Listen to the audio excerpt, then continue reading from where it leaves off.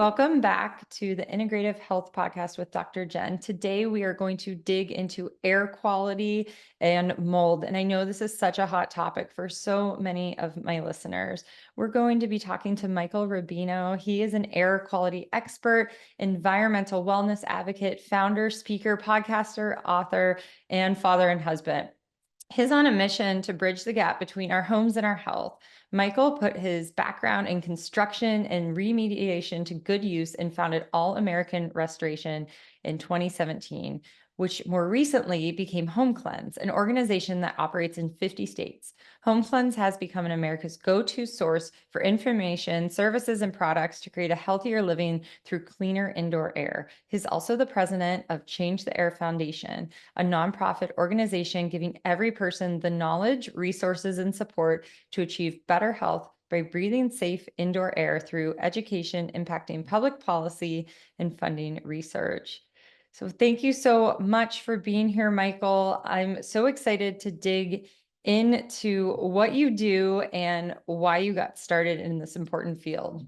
Yes, Dr. Jen, thanks so much for having me. Thanks for having this amazing platform and sharing your wealth of information with people on getting healthier. I think it's very important. Yeah, it's very crazy how many homes have mold. And I know that you are a trusted advisor to multiple Hollywood A-list celebrities, athletes, doctors, CEOs, and medical experts around the country. So why don't you tell us your why you got started in this? Yeah, I mean, really, it's an interesting story. I mean, I was pretty much in my mid 20s. I was finished up with college, moved back home, was working for my dad. My dad does fire restoration or did fire restoration at the time, and moved back home to the great city of New York City. This is right around when Hurricane Sandy hit the Northeast. And so homes were devastated. My dad's company was underwater, trying to help as many people as possible. And, here I am, and I start integrating myself into the business. This new marketing genius, right? I went to school, I come back. I think I'm going to help transform my dad's business and make it, more modernized with some of the technology that we have today versus, so when he started his business 20 something years ago. And naturally, I start knocking on doors. And as I'm going house to house with my dad, trying to understand what people are going through, I started to notice this pain point. People started to not feel well, and they were attributing this illness to their house. And in my 20s, this was a remarkable thing for me to ever, because nobody talks about how the air you breathe impacts your health. And I never would have imagined like some of the smells people were smelling, aren't just a nuisance, right? They're actually MVOCs, which can cause issues. They're indicative of breathing in particulate and fragments and mold spores and bacterial spores, and also the toxins that these things can produce. But again, in my naivety at the time, I just started seeing this pattern of people not feeling well. And I took an interest in trying to understand, well, how could this be? And I think to tie this up in a pretty bow, you have to understand something. I think that a lot of these people, they already had their houses remediated by, these big, billion-dollar companies. And so I couldn't understand and I couldn't fathom how, people would come in, these houses would get restored. I mean, I'm walking into these homes and I see freshly painted walls. I see no signs of mold. I see no signs of bacterial overgrowth. And so I'm like, how could this be? Right. And yet I'm looking at lab reports, levels are off the charts, things are completely abnormal, people are sick. And so I decided, you know what, I'm going to start taking some courses. I start taking some courses on the subject. I start reading books. I start following the very small community of doctors that were talking about mold as a health hazard back in the day. The early 2010s when I'm looking at it, it wasn't as big of a community as it is today. And so I just started diving in head first. And what I found was pretty remarkable. And as I started to zoom out, because mold is such a hot, contentious topic, just because there's so many types of molds, so many toxins. Some don't produce toxins, some do, right? So the subject gets convoluted. But as I started to just take myself out of this, I realized, we take 20,000 breaths per day. We consume enough air to fill up a normal sized swimming pool every single day. And yet, when you're sick and you go to a doctor, most doctors, they don't ask you, well, are you drinking a lot of water? What sort of food are you eating? How's the air that you're breathing? And I look at those as three foundational questions that need to be asked. in relation to human health. Because if we're not breathing clean air and we're not drinking clean water and we're not eating clean food, well, we're not actually providing the right fundamentals that the body needs to thrive. And I just found it just remarkable as I zoomed out. I said, we've got a pretty big ideological transformation that's needed, I think, to actually restore the health that we have clearly evaded. Because if you look at where we're at, we've never been sicker than we are today, and this is something that I think is very foundational. Yes, I love your passion. And I love that you went out and you asked people that were going through this. Whenever there's a hurricane, I'm just like, oh my gosh, the mold, I hope they're ripping out the drywall. And I hear from a lot of patients, they, gosh, new homes aren't even built, well. Sometimes my one friend, they were devastated, her family, by mold. And she said that the air conditioning duct just ended into a wall, like it wasn't vented properly, and it created all this mold. So it's very common, but we don't think it is. And when you get your home inspected, they're not looking for mold. They're not mold inspectors. So how common is this to experience mold in a home? Far too common. So the largest survey we've ever done was really this joint study by the EPA and HUD, and they did this American Healthy Home Survey. And essentially what they had found is that 50% of the homes had visible signs of water damage. So I find that a remarkable statistic already, but I just want to bring up this point of visible. You know, a lot of people know me as the guy who fixed Gwyneth Paltrow's homes, right? In pop culture. And I just want to let you guys know that when I went into her home, there wasn't a visible sign of anything. I mean, visibly, that house was perfect, pristine. Right.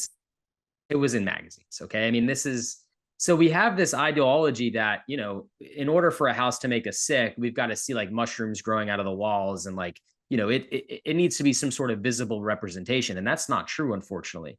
Most of the time, actually, this stuff is hidden. It's behind walls, it's in HVAC systems, it's up in attics or crawl spaces, in places that, if you think about it, it makes sense where they would be located, but you're not looking for it, right? And so it's often unseen. And so if we know that 50% of homes had visible water damage, my mind goes to, well, what about all the homes that don't have any signs but still have problems, just like Gwennett's house, right?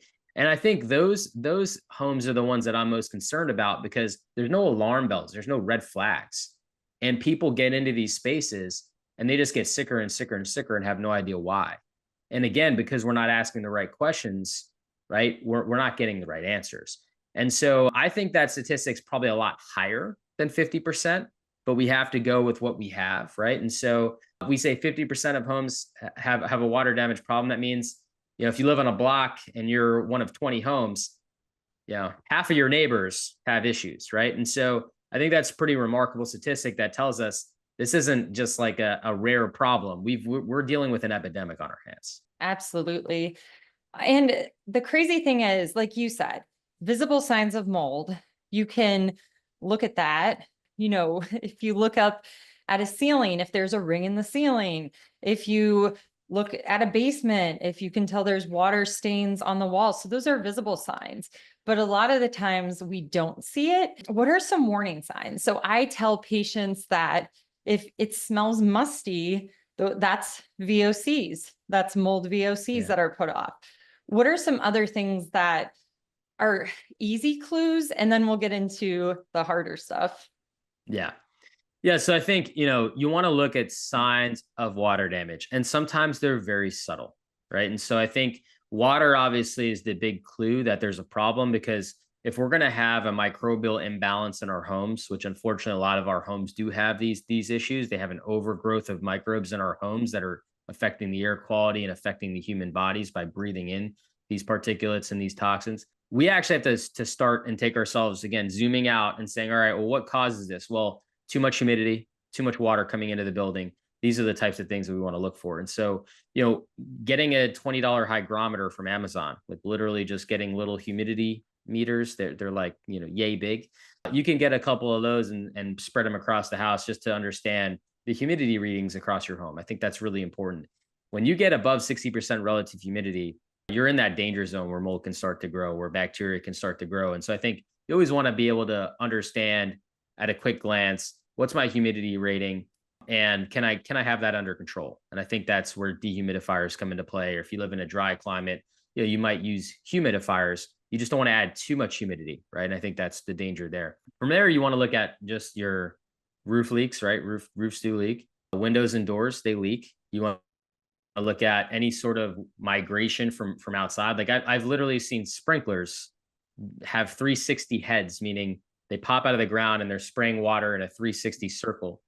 Well, guess what's on the other side of that 360? Your house, right? So that sprinkler's just blasting your house while it's watering the lawn. Changing those 360 heads to 180 heads so that they only hit the lawn and not the house, probably a good measure, because eventually water is going to follow the path of least resistance. If the path of least resistance is inside your house, guess where it's going? Inside your house. And when it gets inside your house, you're going to have problems, right? And so I think from that standpoint, you want to look at, all right, are my sprinklers hitting the house? Are the gutters taking water away from the house, right? Because any water seepage coming in at the foundation level is going to seep inside the house, and it's going to create problems down by your baseboards. So you could also look on the inside at your baseboards. Do I see any cracking or swelling at the baseboards that are indicative of water coming in at the ground level? I'm looking around your doors and windows. Do I see any signs of water intrusion around doors and windows? Because it's another weak spot, right? Checking your attic space. Do I see any signs of water intrusion in the attic? Can be really helpful. And then, of course, we have bathrooms, kitchens where there's plumbing devices. Those are other hot spots to look for. I always check underneath sink cabinets. Do I have any water stains and drips from sinks? Even the most subtle things, sometimes it's just the tip of the iceberg. I can't tell you how many times people had small leaks underneath their bathroom sink. They didn't think anything of it. It dried, right? They wiped it up. There's a stain there. It's not a big deal. And lo and behold, through testing, we actually realized there's a massive problem there. And by pulling the vanity away, you see all this mold all over the back of the vanity, all over the underneath of the vanity, the back of the drywall, in the wall cavity, right? It's a lot of mold. I mean, 250,000 spores can fit on the head of a pin.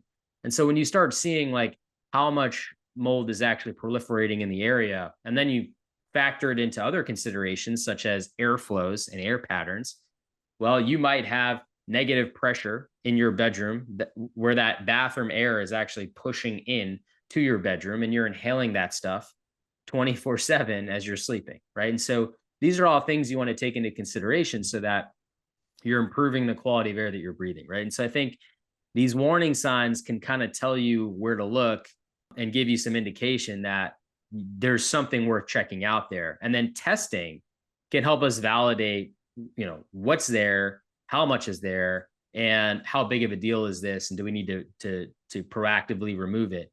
Because I think that's part of the issue is, you don't want to start cutting your house open like Swiss cheese. You want to really be definitive about what am I doing and what's the net result of that. Absolutely. And some of my patients with the sickest health concerns going on, autoimmunity, kidney, brain stuff, MS, we've traced it back to mold. Now, sometimes we trace it back to a moldy childhood home, or they lived in dorms, or gosh, the worst is our military, their housing.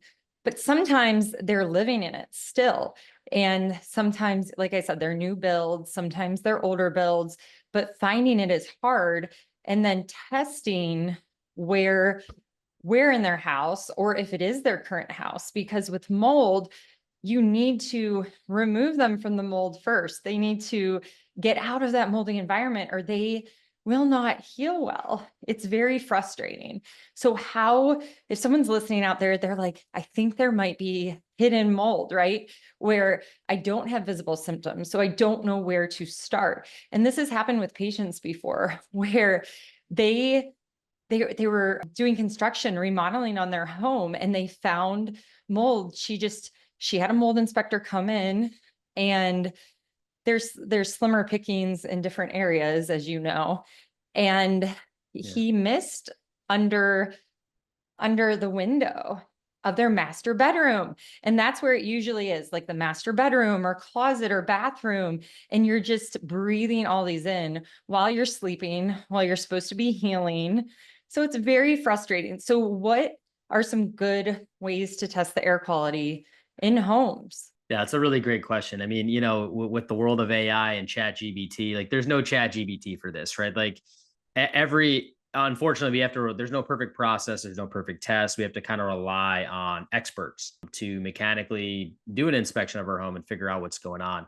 And that's actually one of the reasons why I developed this product called the dust test. And what the dust test does is it collects dust across your house. It's a kit that you can order in the mail. It comes in a vacuum sealed package. You collect dust across your house. That test goes back to the lab. And in that lab, we're using PCR technology to identify what's actually in your dust. Now, the reason why we're testing dust is because if you've got a problem in an HVAC or behind a wall or behind a ceiling, those microbes are going to migrate their way into the living environment. People often say like mold can't get to you behind a wall, so you don't need to open up the wall. And it's like, I couldn't be further from the truth, right? I mean, we live in mechanical buildings. I mean, every time you open a door or a window, you are literally changing the building pressure of the entire house. Every time your HVAC system turns on, every time you walk through a space, you are changing the building pressure throughout the entire house, right? And that's because you're the force of opening doors and windows and air pressure coming in from outside, the HVAC machine turning on. I mean, everything, the exhaust fan, you take a shower and put the bathroom exhaust fan, like you are constantly changing pressures across your house. And with that being said, you're constantly pulling stuff from interstitial cavities across your house into the living environment. And so those hidden microbes become aerosolized inside your breathing zone and then enter your body with every breath that you take. As a matter of fact, if you have mold or bacteria in your house, which we all have some level of that, right? We're worried about the overgrowth of that.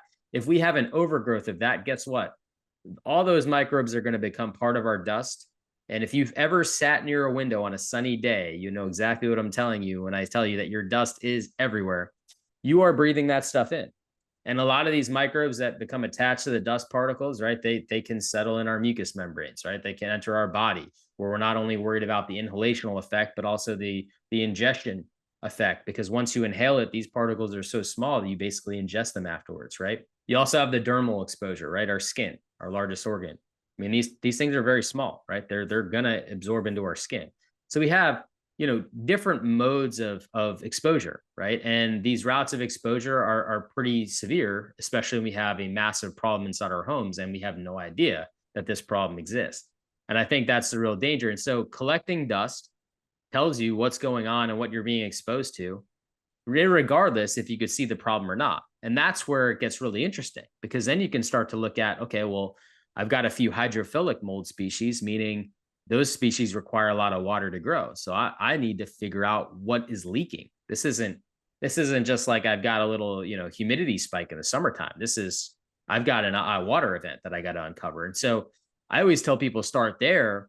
And I wanted to create this product to help empower people to start on the right foot, so that when they, because the next investment you're going to make is, I want to develop a team of an inspector and a remediator who are going to help me kind of figure this out and put my air quality back on track. Well, to do that, having a good starting point of what you're looking for is pretty helpful, because a lot of people, they make that mistake of calling the inspector in.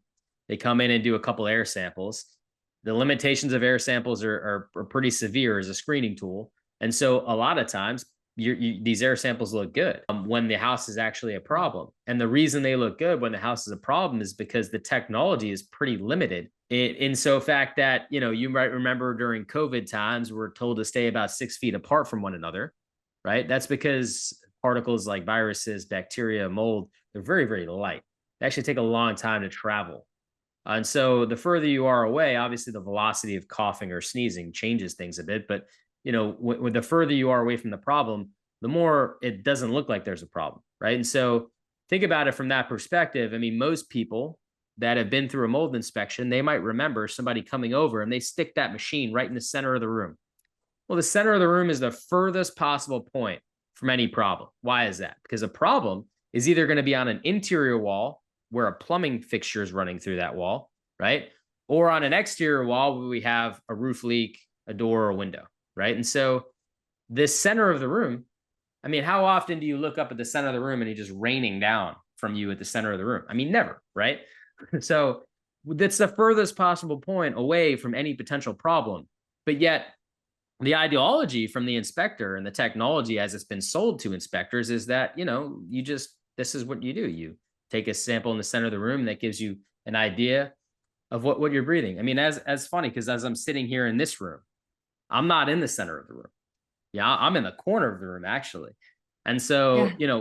when am I ever spending all day in the center of the room being exposed? I'm never, Right. right? And so You don't have your bed in the middle of your bedroom? I don't. It's really weird, but I don't, right? And so I Right. think most people don't. I think most people's Yeah. exposure point in the center of the room is it's just not a practical approach. But yet, And it gives a false sense of security. right. So my son's preschool, where he had severe mold exposure after a flood in their basement, they refuse to acknowledge the fact that the church has mold.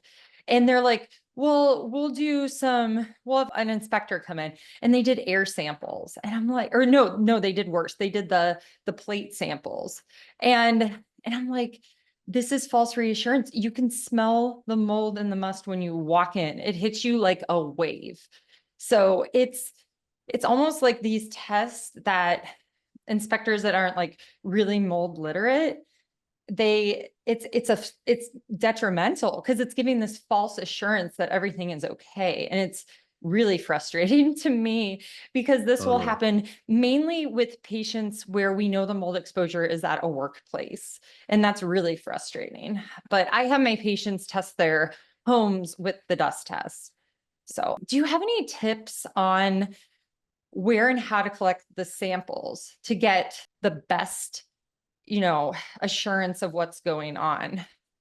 Yeah, I usually like to collect it on top of baseboards, on top of door moldings, on top of doors, on top of shelves. I try to stay from the floor as much as possible, and mainly just because you get these arguments. Oh, it could have came in off the shoe, or what have you. And so, I think staying away from the floor, which obviously is going to be the most contaminated surface in your environment, and going more towards the baseboard moldings, right? And baseboard moldings coincidentally also don't get cleaned well enough. They're usually ignored pretty well.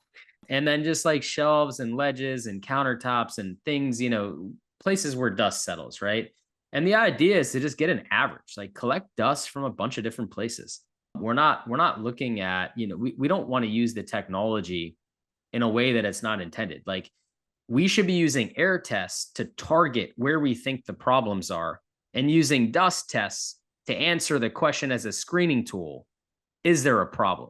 And we should stop using air tests as a screening tool because it's the worst screening tool possible, and go from there. I mean, the only thing worse than using an air test would probably be to, do a swab test of one area and say, okay, well, that's the entire house, right? And so I think if we're collecting dust from across the house, that gives us a much better average and a much better screening capability than any other testing technology. But the limitations of that is it's not going to tell you exactly where the problem is, right? And so why I love this tool, especially if you're doing like mycotoxin testing, organic acid testing, right?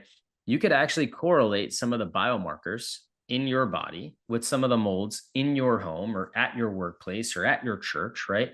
And say, okay, look, this mold produces this toxin that I'm having trouble with. And as people, we're all a little different, right? Like I might have an issue detoxing aflatoxin, where you might have an issue detoxing ochratoxin, right? And so we're going to react a little differently to even the same places, even though those places might have a little bit of mold growth in them.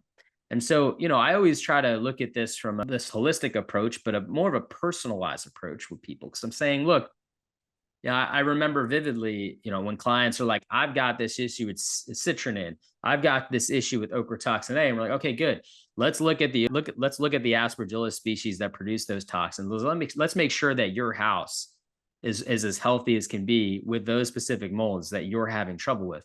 So we can really be targeted. It's not to say that, molds, they all typically fight for the same real estate. So we're going to obviously try to get rid of as much mold as possible in this endeavor, but when we can take this personalized approach, it's like, hey, why don't we make some investment in that first? We know that there's a couple other molds here. We know where they are. Let's start there. Let's see how you're doing. And let's see if you need, if you need to go the extra mile. And depending on the person, some people are really sensitive and they will need to go the extra mile, and some people aren't. And, I want to help people make an impact with the money that they have and not go crazy and go bankrupt trying to, make the house perfect. Because the reality of it is, the world in which we live in, perfect is not going to exist, right? You Right. have mold that's part of our ecosystem. It's going to come in from outside, right? You're gonna go to a grocery store, and that grocery store is probably not going to be the best environment, but you need to be able to go there and tolerate it and live a normal life, right? And so, it's going to be a balance of how do I make my home my sanctuary, my place of healing, and then also how do I also empower myself and with the information that I need, where I can go places and not be fearful that I'm going to all of a sudden bring back all these issues at home. Cause that's really the key, right? It's like, I want sustainability. And so part of my job isn't just, let's put together a plan, but let's put together a plan for just life. Because Right. if we've got good air filtration in our house, if we've got good air purification in our house, right? If we're kind of building this foundation of clean air, clean water, and clean food, well, then guess what? You can go to the moldy church and come back, and your exposure is going to be a lot less. And when you bring that exposure with you, you've got, your EC3 laundry additives, so you're cleaning your clothes. You've got air purifiers that are going to help pick this stuff up. You're protecting your HVAC system so that, this stuff's not going to cross contaminate and start to breed in your HVAC system, right? And so I'm looking at this from a holistic approach. How do we live on planet Earth, right, without feeling like we're powerless? Because it's part of the issue is like you need to be able to take those steps outside of the work that we're doing so that you have the confidence that you're in control. And I think so with social media and everything we see on a daily basis, that's so difficult sometimes. And so we want to make sure that you're empowered and not feeling powerless. Yes, absolutely. I love how you said it's not going to be perfect because and I've said to patients, could we have 100% mold free home? Probably not, because you're going to have some plants and things happen, but also we need to be intelligent about it. And we need to make sure our home is not putting off tons of mold spores and, VOCs and actinomyces and all this stuff that can actually do damage. And what happens when our body gets overburdened, when there's too much, that's when we have symptoms. Our body can't detox, because our body can detox mold, but it's when it gets overburdened is the problem. So what are some cost-effective strategies that we can use to keep our home air healthy? Yeah, so I think there's many different things that we can do cost effective wise, right? Like first thing that everyone should be doing right now after listening to this episode, figure out what sort of HVAC filtration you have. A lot of people unfortunately have very little HVAC filtration. I can't tell you how many families houses I go into and it's like they've got like the cheapest filter possible. Like I'm talking about stuff that doesn't even collect dust. Like it might as well just not even be there. Wait, you're And supposed to change filters in your home? I'm just kidding. I'm just kidding. But my not husband only just changed ours. So we just moved into a new home and they were disgusting. Like they were disgusting. So oh, some I people bet. might not even know that you're supposed to change your air filters for your HVAC. I'm Some glad people might I'm not even know that. I'm glad you're bringing this up because yes, not only do you need to have good filters, but you need to maintain them, right? And so depending on the filter you have, depending on how long often you have to change them. But I would say most of the store-bought ones, you have to change every 3 months at a minimum. If they get clogged up pretty good, pretty quickly, you might actually need to change them every 2 months, right? So it's going to depend on just how dirty these filters are. You are going to want to every once in a while open up that HVAC filter slot and pull it out and take a look at it. But irregardless, if you've got a MERV 8 filter, you could easily upgrade to a MERV 13 filter, right? So I have a MERV 16 filter on my HVAC unit. What does that, what does that mean? Sorry. Exactly. If Yeah. I don't know, I'm sure other people don't know. Good. So the MERV rating is an efficiency rating for the filter. I mean, just to break it down for you. The higher the efficiency rating, the smaller the particle it can filter out. And so Yeah. the goal is we So like want to, N95 masks and yeah, think yeah, about so it it's like that. similar. Okay. Yeah. Well, because maybe my husband is keeping track of this, but I'm going to double check. So This is why we're here, right? Because listen, I'm the husband in my relationship, and I have to do a great job at educating myself on all the things about the home and making sure I'm on top of things. But I'm a human being; I forget stuff sometimes too, right? And so I think it's really important that we have these honest and transparent conversations with one another, because you know what? Air quality gets often overlooked. And I think it's something that we can easily do from a cost effective point to take the first steps. And just like every other biohacking thing out there, right? You could take some deeper steps and some bigger steps. You can start crawling, then you can start running, right? So I want everybody to upgrade the filter. Like I said, the higher the MERV rating, the smaller the particle it can remove. You want to know what filter I have in my house? You can go to homecleanse.com. You can go look at the product called the IntelliPure Super V. It's a whole house filtration system. It's awesome, right? That's what I have in my house. You don't want to install something on your device, just figure out what MERV rating you have and what MERV rating can you get up to, and just make that upgrade. That's something easily you can do right now. The second easiest thing you can do is, depending on where you are in the country and what the temperature is right now, open doors and windows more often. I think getting fresh air coming into the house, diluting the amount of particles that are inside the house, is an important thing. Modern construction has us living in these super tight homes, right, with very little air exchange. So essentially, all the stuff that we do in our house, between the microplastics, the VOCs, the chemicals, the off gassing, bringing new stuff in that off gases, the paints, the floorings, everything, right? Plus the mold, the bacteria, the viruses, all of that stuff is just constantly recirculating in the modern home because we don't have enough fresh air exchange from outside inside. And so what does that do to our health? I'll tell you what, it's not good, right? Because now we're kind of, you ever been in the car and you have that little like recycling button, for the air conditioning? Yeah. You hit that when it's like smelly outside.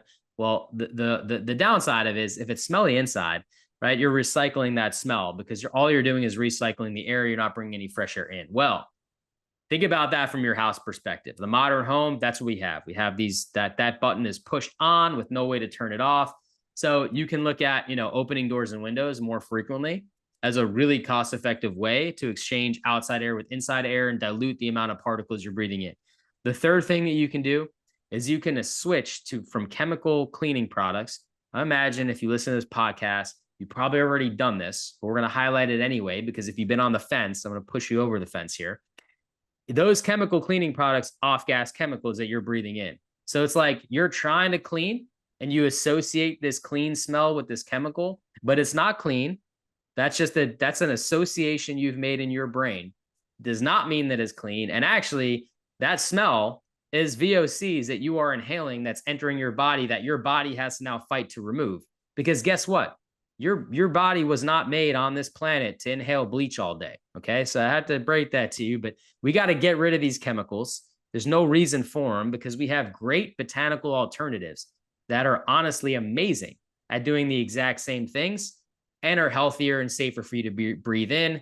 If you've got pets or kids, same thing, right? It's not just safer and healthier for you. It's safer and healthier for your loved ones, your furry loved ones, and everyone else in between.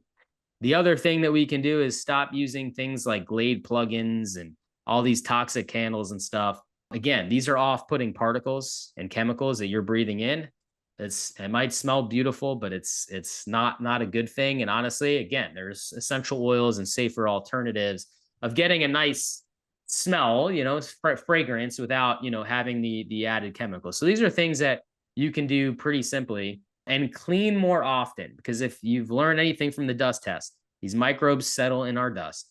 So the more dust we allow accumulate in our environment, and the less time we spend removing these contaminants from our environment, the more that they're going to be entering our breathing zone and entering our body. Your lungs are essentially your body's air filter, right?